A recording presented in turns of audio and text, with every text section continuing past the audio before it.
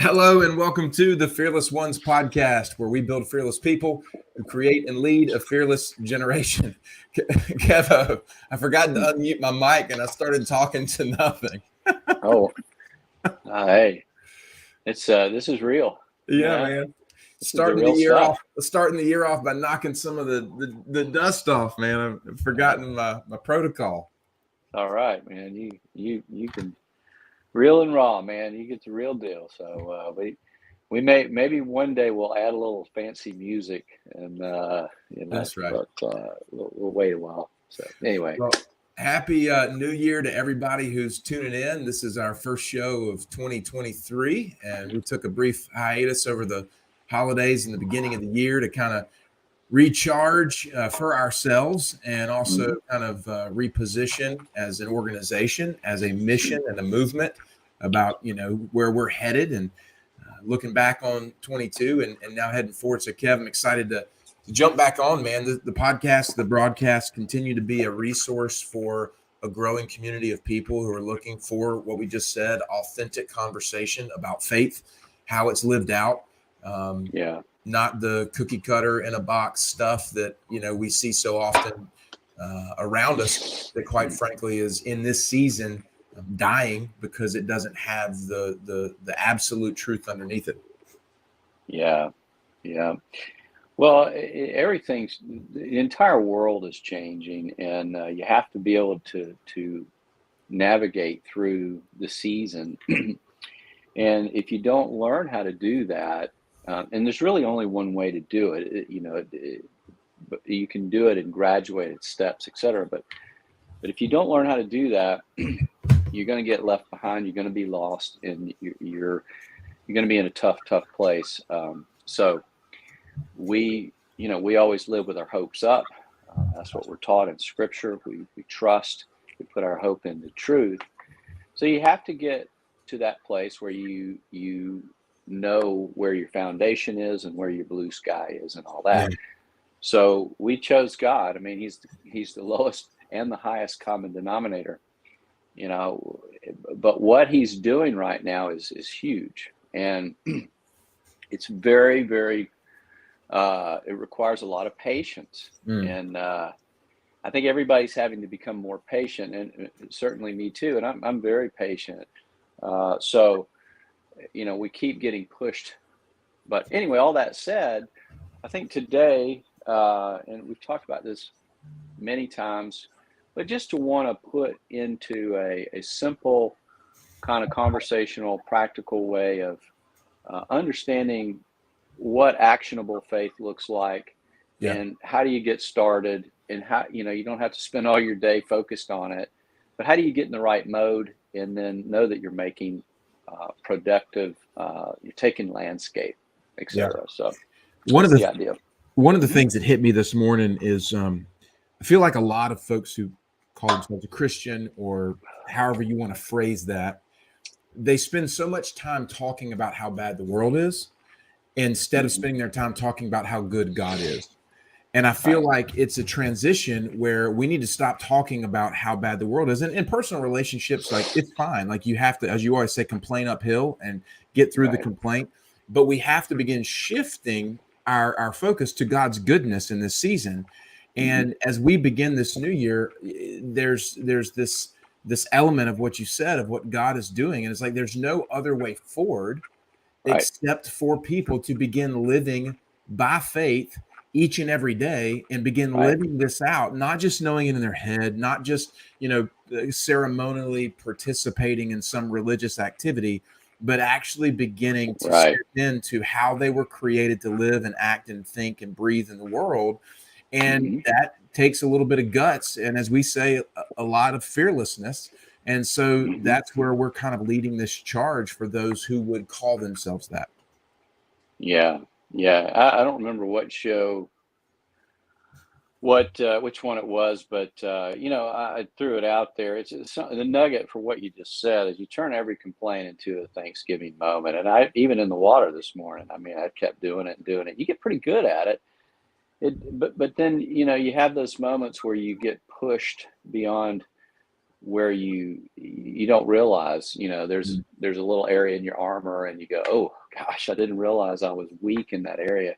And I don't mean weak, like it's all my strength or whatever. I mean, God disciplines disciples, strengthens you. It's His strength, but you become more robust. You become less shakeable, and you're more you're ready to get on with whatever He's got next for you. But the simplest way to remember what you just said is, anytime I don't want to drill on this today, but it is a very important point, because it is a step and an act of faith.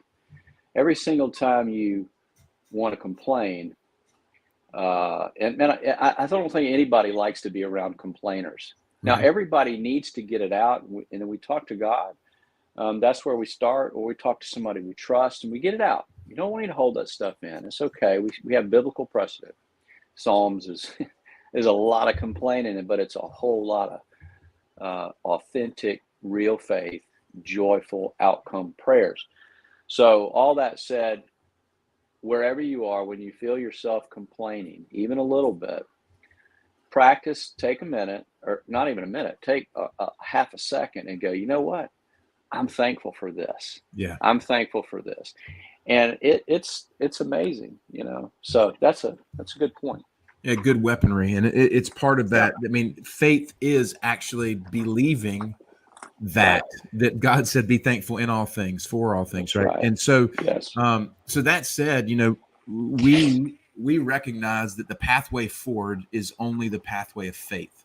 It's only the pathway that is led by God's Spirit in someone who believes and who is living that out. And that is that's that bubble that we talk about, the bubble of protection. As Israel traveled, they had the front guard and the rear guard.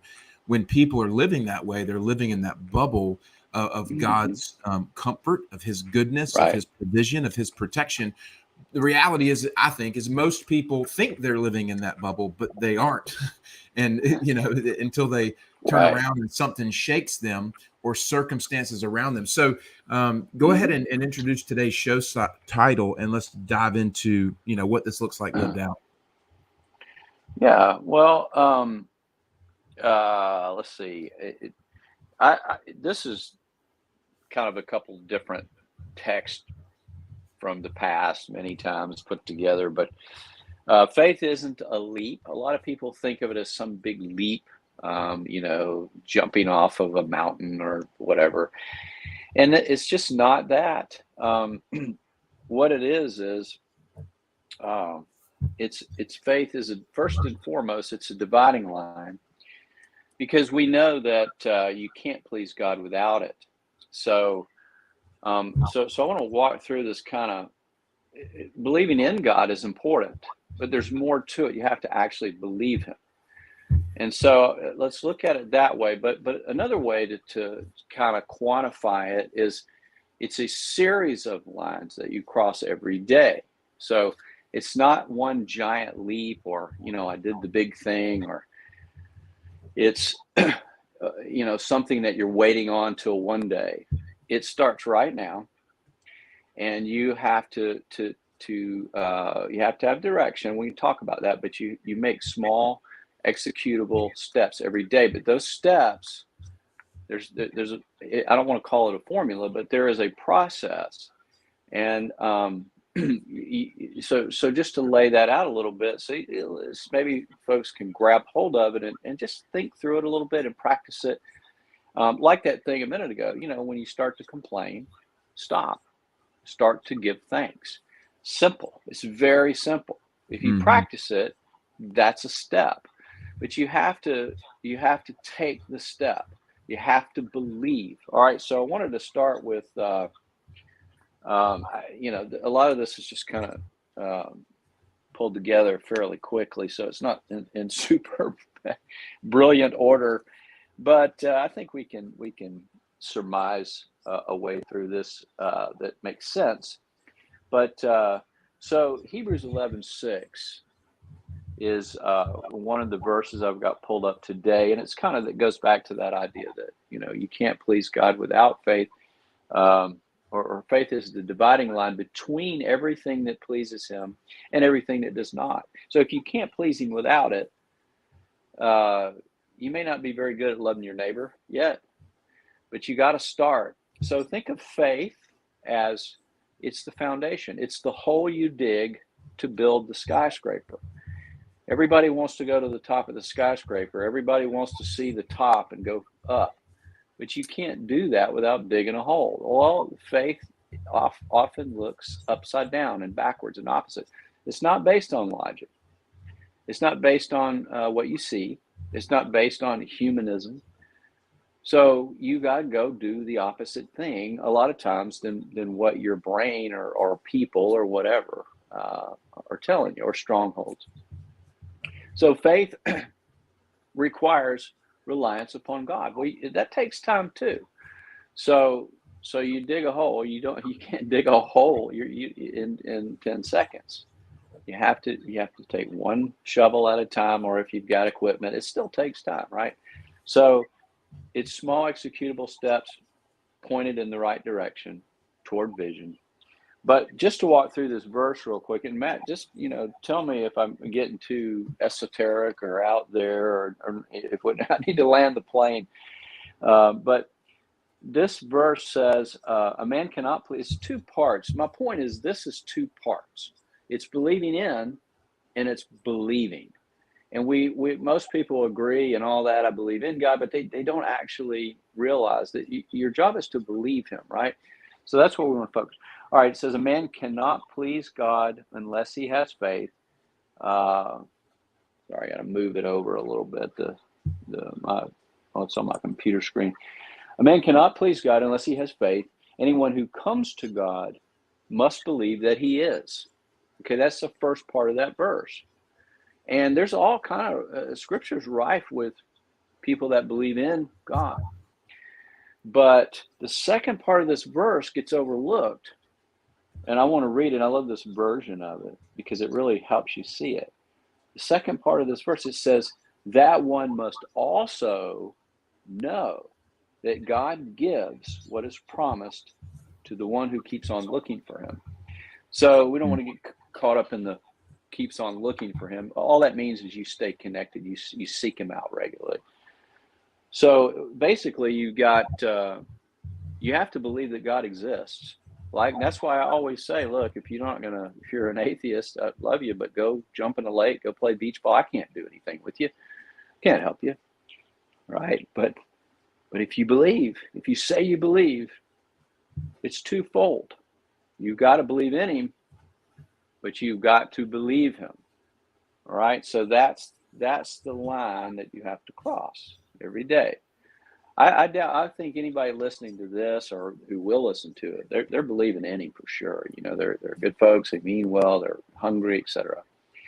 So the challenge becomes this second part. Yeah. This part. Do you actually believe God? All right. And we've talked about it before, but so, jump in at any point. I'm just trying to make it make sense. Yeah, the conviction on that for me, and I think the moment of reckoning or realization is when people come to terms with the fact that, do your actions support that you truly believe? Like, believe him. Like, do your actions, if you looked at your own actions, are they an example or model of God's goodness? Or are they an example of you hedging your bets? Or are they an example of you living out of fear? Are they an example of you trying to please other people? Are they an example of you, having doubt and worry and so forth? And so when you actually have enough maturity to allow yourself to be refined by God, you bring your actions, your habits, your thoughts, all of the stuff to the table. And is this stemming from believing him, his goodness, or is this believing something else? And in this season that we're in is that moment where things people believed are being exposed for fallacy. And it's amazing to me when you challenge someone on something that they believed and they realize they're wrong. when they dig their heels in even more. It's like the ego rises up. So Sure. in a moment when you're confronted with truth, you are either going to dig your heels in and your pride and your ego are going to take over and you're going to double down, or you're going to be Mhm. refined by the correction of the Lord, you know? Right. And I think to this point, faith begins with yielding to this complete reliance on God and being refined.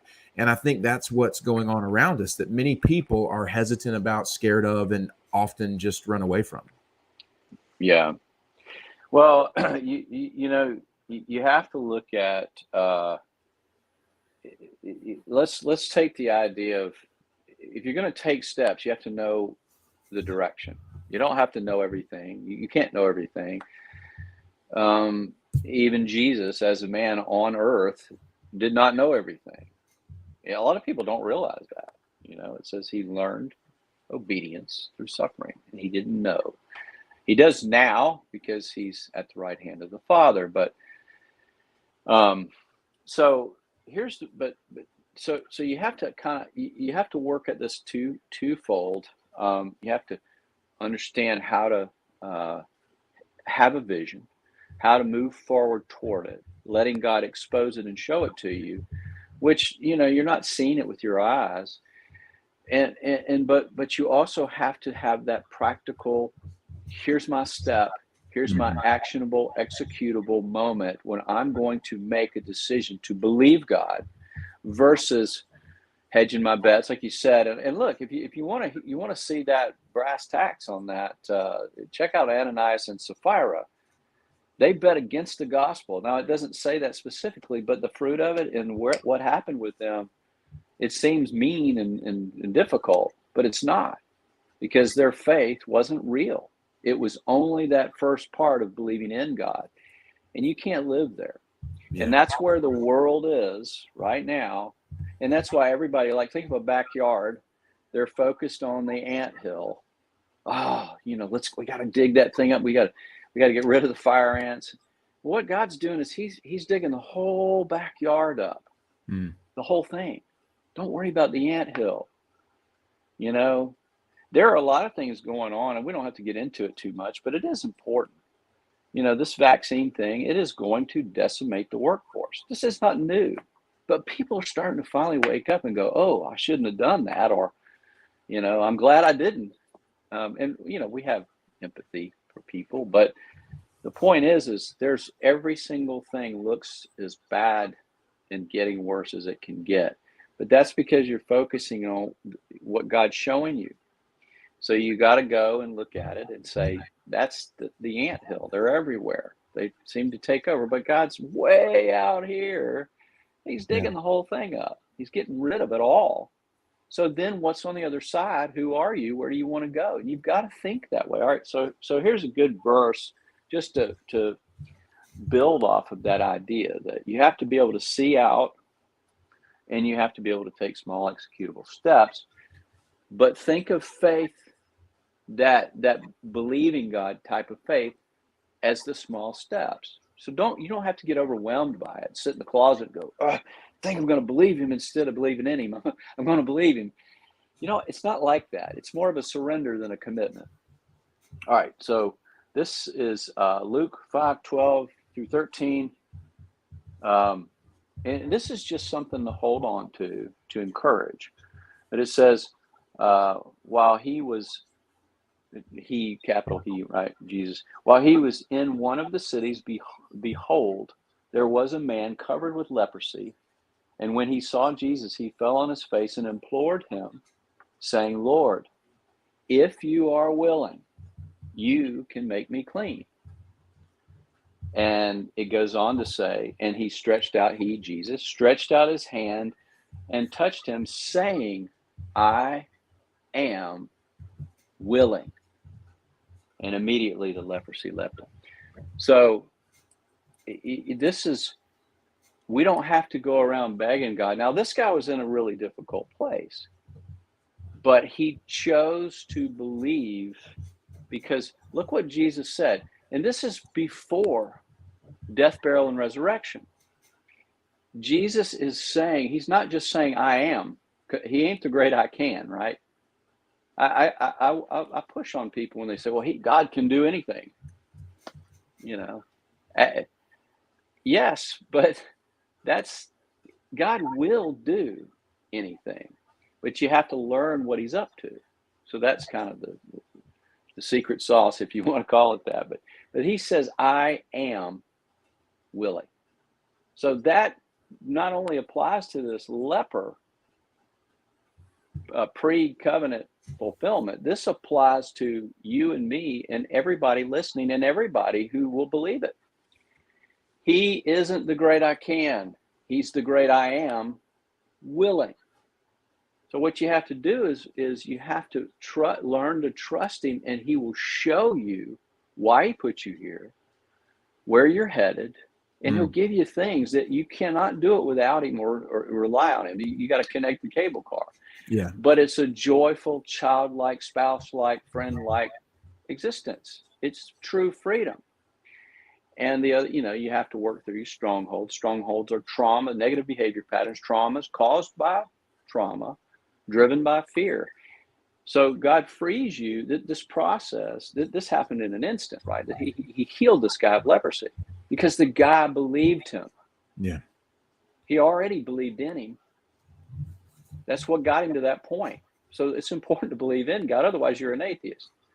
But you can't sit there. If this guy would have sat there, what would have happened? He's wanting to see a hat trick. He's wanting to understand it. What do we always teach? God is the how. Our job is not how or how long. So even that is a step of faith. All right. So anyway, that's a great verse. But we have to learn how to believe God. It's the B side. It's the part 2. Yeah.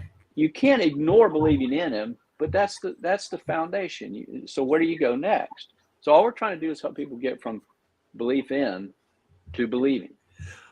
Again, I'm glad you broke down that dynamic, because it's one thing to believe that God can, mm-hmm. and you can believe that God can while also believing that he won't. Absolutely. And so that's where people reside. People go, well, I know God could do this, but he's not going to. Why would he? And so they live in this place where they don't believe that he's actually willing to give them the desire of their heart, that he's actually willing to provide for them. So what you have is a population of Christian people who believe that God can while also believing that he won't. And so it diminishes his goodness, it diminishes his glory, and you have a people then who are that slave mentality, just suffering through because God won't, instead of going, man, not only do I believe you can, I believe that you are willing, and I give my heart to that. And that's where people hold back their heart from God. They don't believe that he's willing to do something. And so therefore they struggle and suffer through a meager, half-hearted existence because they're not living in the fullness that he actually calls us to live in. That's right. It's got to be toes up to your brain, all the whole thing. Right. Yeah. I ask people this question fairly regularly. It's just a challenge question, but have you ever totally relied upon God? And I think most people have not. And they may have had moments of it, maybe something happened that's very dangerous for your child or whatever. Those are moments, but you got to live not stressed, but it's the antithesis of stress. Stress is fear. Stress is based on potential bad outcomes. Well, there's good stress too. Like, I was paddling out hard this morning. I felt like the kid on the football field. And I played football 4 or 5 years when I was a kid. But I remember carrying the tire across the field back and forth until I couldn't do it anymore.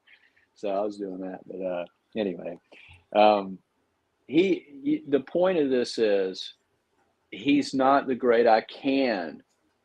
He never calls himself that. So why do we? And what you said is right, because it it's like hitting a wall and saying, well, there's nothing but what's behind me in this wall, which is, I don't know what he wants. All I'm going to do is plug on the, are you willing, Lord? Are you willing? Well, Jesus just said it. He just said it. Now, if that was just for that guy, then we don't need to read that, because it's not for us. Now that's baloney. It's for us. Yeah. It's a lesson. He is willing. He is I am. He describes himself in the smallest two words to describe the biggest thing that is. God is first shall be last. It's upside down. The weak, over the strong. He uses the people who don't seem wise to confound the worldly wise. Everything has this backwards. So what does that mean? Does that mean we just walk around and, no, it means God gives us a choice in the matter. And we have to choose not by what humanistic, evil, corrupt institutions tell us, which is all over the place. It's everywhere. Get rid of your gas stove, get injected. I mean, it's a bunch of garbage, right? You got to know what God's up to. How do you start? If you don't believe, if then else statement, wireframe, you're going that way. Okay, cool. We don't have to be friends. I don't care. It doesn't mean I wouldn't give it to you if you needed it, but I'm saying you've got to give it your trust. That's one baby step. That's milk. Babies drink milk. I guess people drink it, but it's just meant for a season, really. You suckle, you grow, and then you start chewing, and it's time to eat some filet, man. This is filet. Yeah. That's your lifetime. You got teeth for that reason. All right. So anyway, faith is deliberate. It has to be deliberate. You have to raise your expectations of God, but get into that verse and really think about it. Jesus is willing. He is I am willing. Don't leave that part off, because he's not the great I won't, like what you're talking about. But that's the only place you can go if you hit a wall, is backwards. Yeah. Well, and hope that one day he'll fix it, and he will not.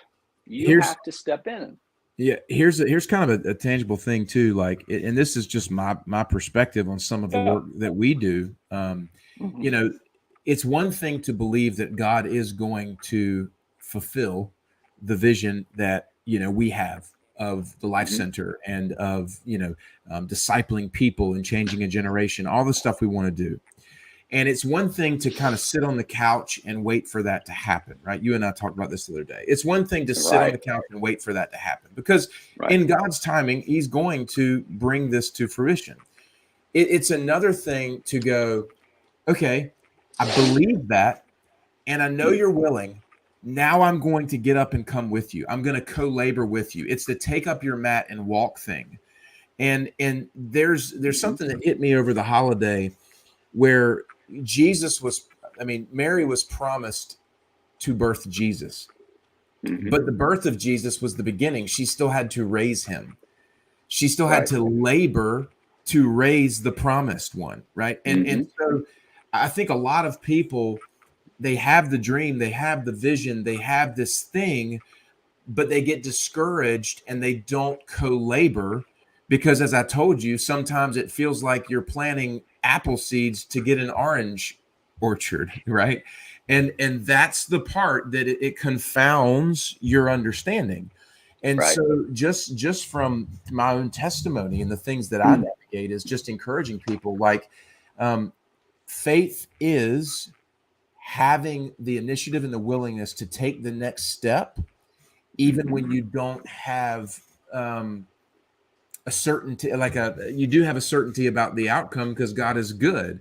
But when that certainty is running around in your brain and you're wanting to, wrestle or complain or doubt or get discouraged. Right. Well, you're right. And the easiest way to put that into nugget form is to say, look, God is the how, you're not. So let go of it. It's like people are so fixated on this building thing, church building. It's not in Scripture. And people get offended about that. Well, yeah, but I like church. Okay, that's fine. It's nothing wrong with it. but it's not there. It's not there. I mean, there's plenty of stuff out there. This is stuff that God has revealed to me personally through that journey. And I've learned to trust him through it. And, I don't know everything, but I can see certain things. And I know you follow that, not what somebody thinks. And you can't do that without practicing those small steps. So you have to learn to even speak the right things over your life. But how is not my job. That does not mean I follow my sword and I don't get up and do the thing. Or, you bake a cake, you need a recipe. Right? These are simple life things. But for when it comes to vision and where God's taken you, you have to learn to rely on him, trust him, and then step into it. That's our choice. He gives us that choice. Otherwise, So that is, it's work, but it's also waiting. And it's not one thing or the other. It's a combination of, what are you telling me? So the biggest thing you can do is stand on the written word, because your eyes can look at it and behold truth. You can speak it and hear it. But you've got to be able to understand what God's saying to you. And I mean, there's a lot of people who think they do, and they do not. And the fruit always bears it out. But a lot of times they do understand it, but they're being impatient. Again, we're looking at the backyard, not the anthill. So for you, that's a big part of it. For you, Kev, like what would you say is like a tangible way or an example of this in like your daily walking this out?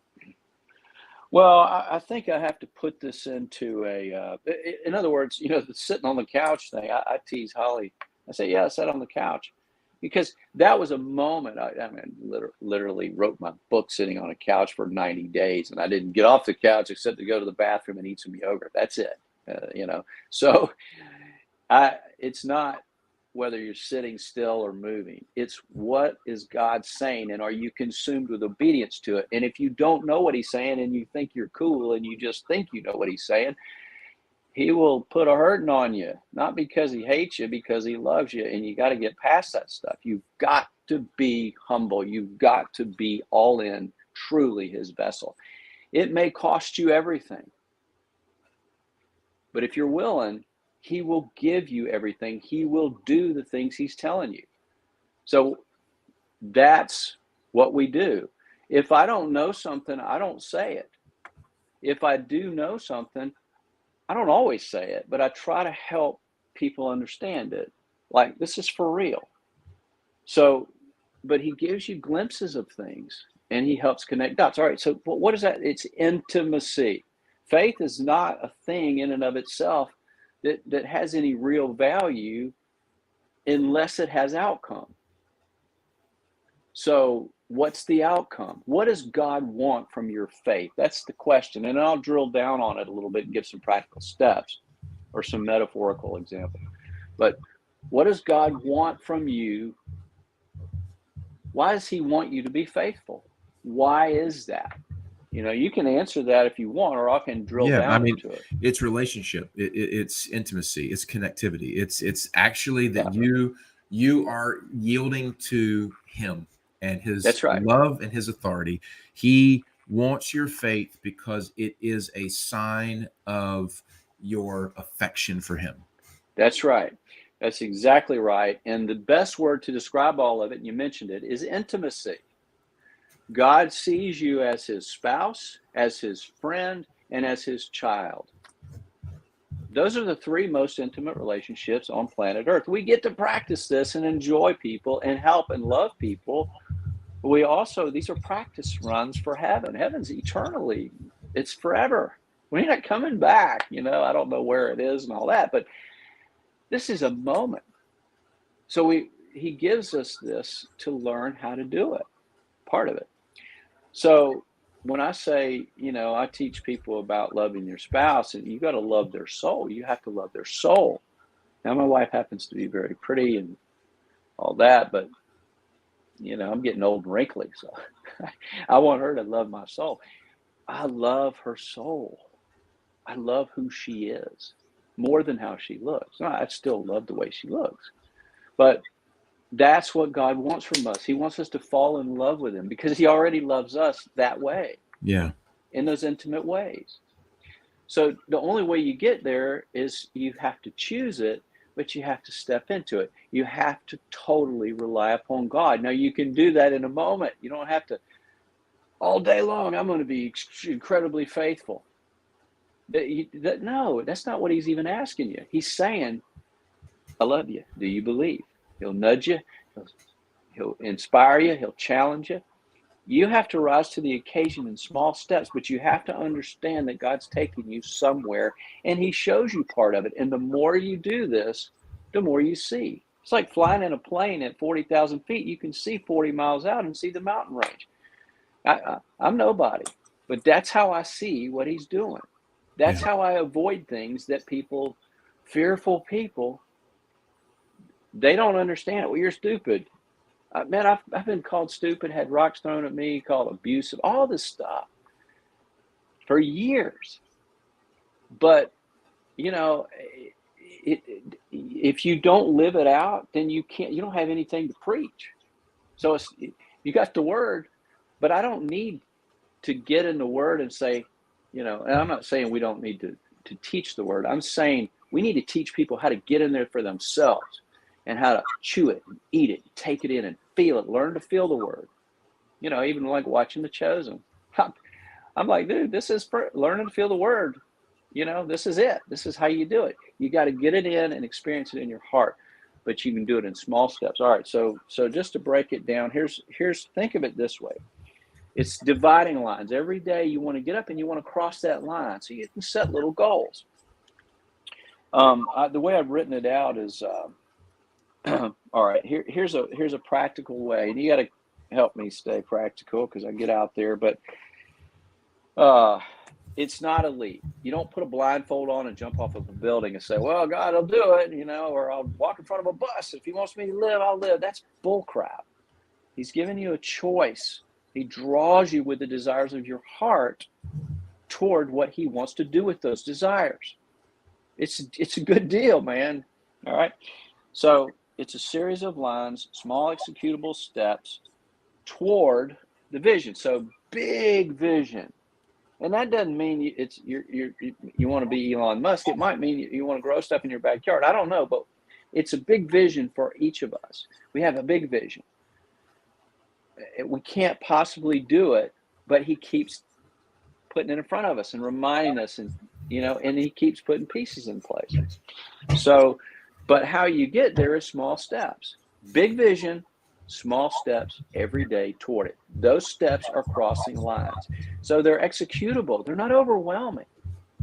It's like me saying, I've taught this for years, but people say, well, you're always going to be a sinner. You're always going to be in debt. You're always going to, no, don't put that crap on me. I'm not a sinner. Do I have the capacity to sin? Absolutely. But I'm not a dirty old sinner. God redeemed me. I'm his vessel. Do I fail sometimes? Yeah, but I'm redeemed. I don't want to keep doing that. He knows that.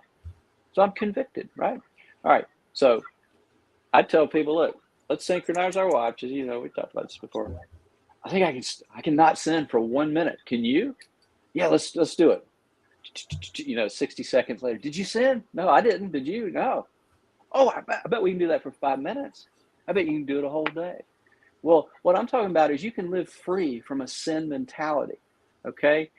You can live free. You're redeemed. You're his. You're already in heaven. You're just in the bad area of it, right? I'm kidding. It's kingdom. This is the kingdom here. This is the physical failing part of it. We learn to do this here so we live in it in eternity. We don't have to struggle, but we've got to learn to not struggle by what we see here. That's real faith. But people, it can take a lifetime. So just think about it this way, small executable steps. Let me say this. It's the act of crossing lines 1 footstep at a time. All right? So think about this. Now, this comes from, in my book, I've got a little story where I jumped out of a plane. I didn't do it tandem. I did it back when you just learn how to do it and you go up and you do it. And it's just you and nylon. So it ain't some, professional and you get to see everything. No, you just jump out and you die or live. And that's, probably 30 years ago, but more than that. But it was a crazy experience. I obviously lived, but I thought I was going to die, man. But I learned something from that. Okay. So it's not the leap out of the plane. That's part of it. But you don't even get to the door. The plane wasn't big, but there was tread plate, and there was 3 of us, and I had to walk to the door. So God reminded me this way. Okay, so think about this: 2-step, 2-step. You have to take 2 steps, 1 step, 2 step, to move your body. Right? If you're walking, you're not hopping on one leg. If you stand in one place and move one leg, you don't move your whole body. You just step into it, like putting your toe in the water. That's not swimming. You got to get in. It takes 2 steps. All right. So think of it this way. Okay. So the first step. Now I'm thinking this gets me to the aircraft door. That's where the chute will only open when you take the plunge. So there is a leap to it, but you've got to prepare to get to that. That's the vision part. I don't want to cloud the waters here, but you got to get into the daily, do I believe God, not just in him. And that means you have to count the cost. So you take 1 step, 2 step. All right. So the first step, it's an act of crossing lines 1 footstep at a time. The first step, it says, first step, and I look at it as my left leg. First step faces fear as it counts the cost of what you may lose by moving forward. I look at I'm inside that plane and I'm thinking, man, I really don't want to do this. But my buddy's already done it. So I may lose my life if I do this. That's 1 step. It counts the cost of what I may lose by doing it. I may die. I may lose my life if I keep moving forward. All right. So the second step faces desire. What are the desires of your heart? What's God using to draw you forward? The desired outcome. The second step faces desire as it counts the cost of what you will assuredly lose by staying where you are. So you have to 1, 2, 1, 2, 1, 2. What happens? You're walking. You're counting the cost. I may die. Is it worth it? What if I don't? I will surely die this way if I don't. 1 step, 2 step, 1 step, 2 step. Guess what? I'm crossing lines. It's not easy, but it's not overwhelming. And it's definitive and it's deliberate, and you're putting your faith in God. And I'll tell you, when I went and did that, I prayed the whole way to the door.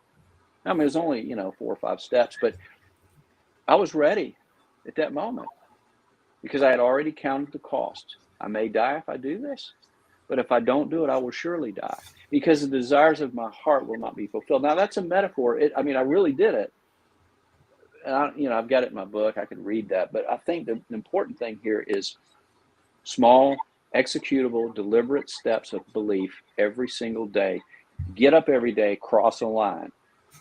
If you catch yourself complaining, stop, and then take a step forward, turn it into a Thanksgiving moment. So hopefully, does that make it practical, or is that too out there? I think like what I'm feeling is I want to apply this to a situation for somebody. Like I'm trying to think of somebody in our community or somebody we know personally, not give their name away. You know what I mean?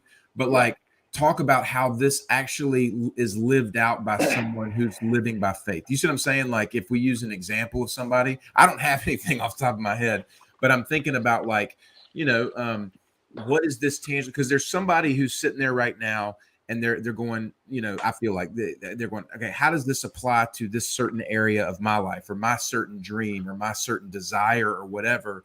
And it could be a gardening metaphor we use or something like that. But just I'm feeling this unction to apply it to a specific situation.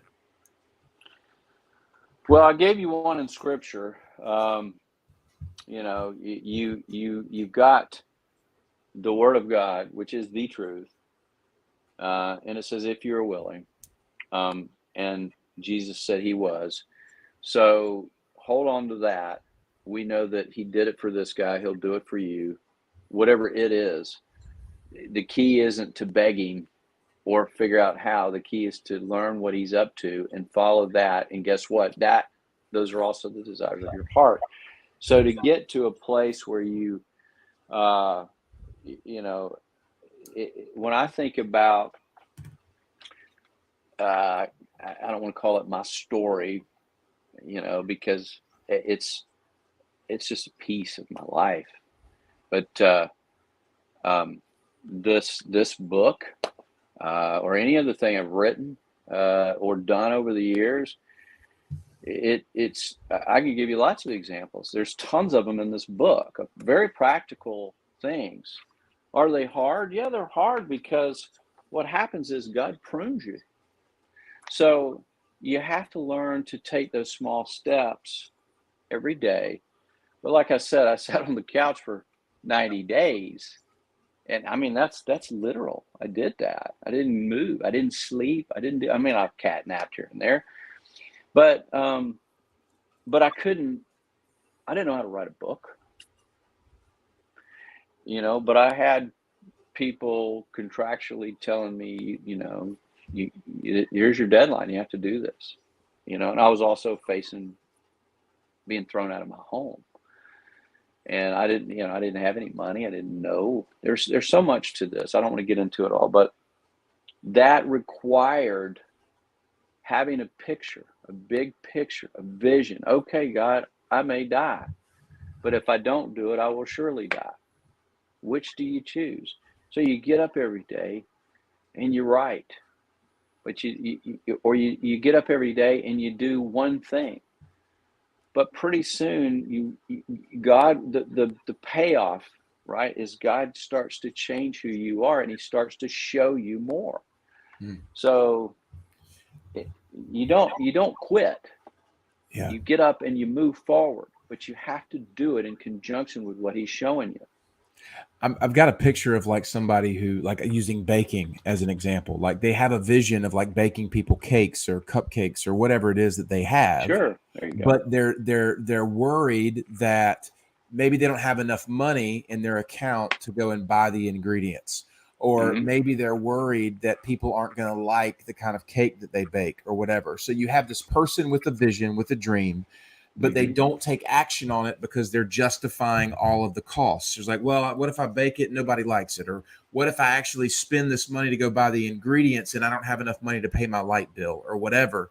So they forego the vision that God has given them for all of the justified reasons, and they never even go and buy the ingredients. And so what you're saying here is, for that person, using that example, the action step is take the step. Like, the vision's going to die if you don't go buy the ingredients, right?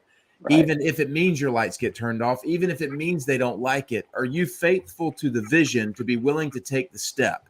So for that person who has that vision, like, really boil it down into what is the next tangible step that you can take that moves beyond the fear of staying where you are. And that continued on repetition is the journey of faith. Yeah, it is. I mean, look, what you're describing is how I've lived, half of my life. So I can give you thousands and thousands of examples, miraculous things. I feel like I've already done that so many times, but here's one that isn't about me, but this is somebody I worked with a while back and hopefully encouraged her. But there is a single mom, lives in a different state, and she had a real heart for creating an apparel company. In other words, she had a vision. God had shown her something, and it was a neat idea. And she was listening to the practical steps and best practices. Any Johnny come lately will come like, oh, yeah, you got to do this. You got your social media. You got. We're not throwing that stuff out, but boy, it has to have a right order to it. Yeah. Right. So, I came here with good following and all that stuff, but that wasn't what God wanted. That's what He's getting ready to change the entire world. All right. So now back to this person.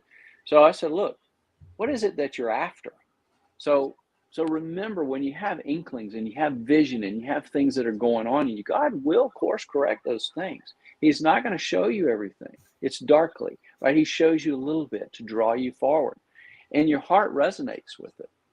But you have to have enough faith to step toward it, right? So just think one step. All right, so in this example, she wanted to start an apparel company. Well, she didn't have the money to do that. And so she went and bought some business cards and, did a website and was working on doing a little podcast. These were all fine things. But I said, what are you really after? What's the bottom line? So most people do things like that. Well, I got to make some money. I got to build and, do. And that way it doesn't work anymore. It's not going to work in the future. The future is built on God and faith. And then you can love like God, right? So you have to do it His way. So how does that look? And still be practical. So what I told her was, I said, look, what is the outcome, the desired outcome? Well, I want to help single moms. Okay. You see, Socratic method. Why? I can ask somebody why all day long to get to the truth. There's all these things. I want to go on trips. I want to do it. Yeah, cut through all that. You can only eat so many steaks, watch a big TV, have a boat or two, whatever. All that stuff does not satisfy. These are good things. So you got to get to why. Why are you doing what you're doing? So just start there. All right, so just to finish this up, what I said was, what are you after? She said, well, I really want to help single moms. Okay, now we're getting somewhere. So instead of spending money on websites and business, money you don't really have, why don't you go spend $5 on some coffee for one single mom and sit down and listen to them and encourage them? And you know what? If you got $5 next week, do it for someone else or get 2 people. And if you do that long enough and you keep doing the thing you can do, we're the great I cans. He's the great I am. If you do the thing you can do, instead of complaining about it or waiting on something to happen, then what happens? Pretty soon you've got an audience of people. It's not about your audience and you being cool and famous. It's about how you can help them. And that's what you're here to do, right? So when you do it, you feel satisfied. You feel used by God. It's wonderful. It's way better than what can I get from them? So you do that. Well, pretty soon, it might be a year, it might be several years. But what do you have? You have exactly what you and I right now have. And that is a following, not a big one. And it's not following like we're cool. It's a following of, hey, guess what? This is, we get to teach people and help people. Yeah. What do? Well, they do other things. So what you do. And so I told her, I said, look, these are the people who will buy your apparel when you're ready, because they all have the same heart and they'll want to help you do that for others. That's the church. Yeah. Oh, that's business. No, that's God-driven, organic business done in the right way by doing what you can and moving toward what the I am, what He's saying that you can't do on your own. So you 1 step, 2 step, 1 step. What if this happens? So what? You lose $5 on coffee. How many times have I sat down or you sat down with people and they go rogue and you go, what the heck am I doing? Yeah. But then there's the people that you see that you go, oh my gosh. Yeah. These people are truly, truly growing. It's like family. Yeah. So is that practical enough? That's awesome. That's awesome. I mean, that really ties the heart and the picture in to somebody who's listening to this podcast, who's like going through the motions, not knowing what to do. Like the foolish thing when you don't have, I mean, the world would say, like you said, go build a website, go do this. You're going, no, go buy a person a cup of coffee. Like that's Jesus. Right. And so this is where the season we're in has to change. This is where all of the conventional wisdom, all of the normal best practices, all of the stuff, it just doesn't work anymore. Right. And, what leads that is the spiritual inclination. What leads that is, it's like you told me years ago, you said, Matt, what do you want? I said, well, I want to speak. I want to speak. I want to be in front of people. I want to speak, but nobody's hiring me to speak, and everything. Sure. And you Yeah. said, well, go create it. Yeah. Go create it, That's and, right. here we are. Faith in Business happens 2 times a month in Yeah. Wilmington and in Raleigh. And it gives me the opportunity to share my heart with people. And guess what? I don't charge for it. We don't charge for it. We just give, Yeah. Yeah. And what happens is people see it, people feel it, people are helped. And so I had the folks in Raleigh the other day go, hey man, you coming up? You gonna come up the 26th? I said, yeah. I mean, y'all gonna be there? He goes, yeah, man. People been asking me, when you coming up? When you coming up? And so that's a good way to tie that together about taking the step, even when it doesn't make sense. Yeah. Well, just think of it as what you can do every day. And if you're stuck on what you can't do, right? We both kind of hit on this earlier, and it's like that verse. Think about the guy down by the pool. Was it for 38 years? Yeah. And I don't have it in front of me, but he's wanting to get healed, and he's kind of I can't. It can't be done. And Jesus just circumvented the whole thing. He's not looking at the anthill, he's digging the whole backyard up. But what he said to him was, do you want to be healed? And the guy says, well, yeah, but you can just hear it. I can't get down to the water. Yeah, it's all about the water. They cut me off. See, versus this verse, the one Luke 12:13, 5:12-13. This guy,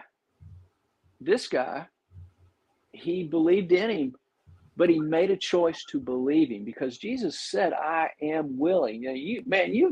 Anyone listening, take that and walk around with it. The joy of the Lord is my strength. I am willing. When we trust him, when we raise our expectations of him, whoo, man, that pleases him. So you got to quit thinking of it in some big way, like, oh, well, little old me, or I can't, or, look at that ugly person on TV. I mean, get out of that mentality. It's okay if you're teasing and having fun, but I'm saying you've got to have joyful moments of productivity. You have to count the cost. You have to face your fear. What will you lose? But you take that second step. What will you lose if you don't? Yeah. And I promise you, if God is leading you, you will move forward, and what he's telling you and showing you will come. And if you let go, well, it's got to happen today, or how am I going to get a paycheck? You get stuck. Yeah. You're stuck in fear. Fear blocks all of it. Yeah. So good, man. Well, I know we're kind of approaching that hour mark. Do you have any kind of final thoughts to wrap up? No, just think of it as, our job is to truly go from believing in him to believing him. And he's not going to beat you up. He wants you to believe him, but you can start very small, get up every day and practice. And it's very simple. So don't get overwhelmed by it. Just step into it, but think of it as crossing a series of lines, not a giant leap. Yeah. And guess what? When you're ready, when it hits, you'll be ready to jump out of the plane, and then the chute will open. Yes. The leap is God's job. It's just like he gets us prepared. It's like, and I won't go on and on, but it's, we're talking about speaking. Yeah, I don't doubt that. You're great at it. You have a gift. But God is doing things in the world. He's doing all kind of stuff. We want his timing, right? But what happens in the process? He prepares us for the gift. He prepares us for the moment. That's all through Scripture. Mm-hmm. So being patient isn't just, I got to hunker down and wait on and see what happens. Being patient is saying, Lord, I love this. Show me more. And I appreciate this moment. Cross a line every day. And guess what? You'll start having more and more vision, more and more landscape. You'll take your focus off the anthill, and God will start showing you the whole backyard. Yeah. And that's what changes generations, one person at a time, through community that is authentic, that comes together in the right ways, and then the generations will follow. And that's what we see in Scripture, and that's what we want to do and teach people how to do. Everybody has value here. Yeah. So anyway. The preacher the preacher in me wants to do an alliteration. It says that the so many people, they want the promise without the preparation, or they want the Yeah, promise that's without right. the patience. And That's right. again, God is a God of the preparation. He's a God of the patience. Yes. And Yes. when you learn to love the preparation, and when you learn to love the patience, then the promise comes. And that's that Right. part of co-laboring, getting up every day and just taking those small steps and moving forward and moving forward and moving forward. And Yes. that, to me, that's the verse. It says, do not give the enemy a foothold. That is that verse lived out. Because when you start to complain, or you get down or discouraged, you give the enemy a foothold, because you've lost focus on the preparation, That's right. on the purpose in it, the why, like you said. And Yeah. so, man, what a great way to kick off the year and really get folks encouraged to go through this process. Yeah. And to anybody listening, we're here for you to navigate this through conversation, through resources, materials.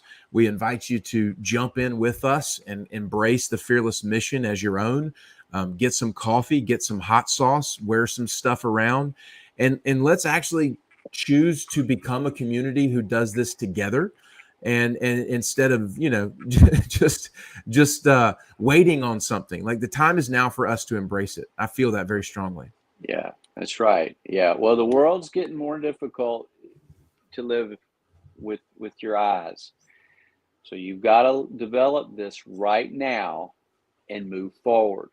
But if you do, God's got big plans for you, and it's for you personally, it's for the community, and it's because of for the next generation. We owe it to them just like we owe it to Him. And there's nothing greater in this life to do or move toward. And but anyway, we're very thankful for the people in our Fearless family, and just anyone who listens and gets something out of it, and anyone who supports what we do. We totally rely upon God, but He uses His hands and feet, and that's the people. So we're just, only other thing I can add is say thank you for where we are right now. We appreciate your willingness to be part of it. Absolutely. Well, Kevo, man, thanks so much for everybody listening. We appreciate you. Get plugged in, get connected, share this out, fearlesstradingcompany.com, and a lot of exciting days ahead for the year. But no, you're not alone. You guys reach out if you need anything. See you next week.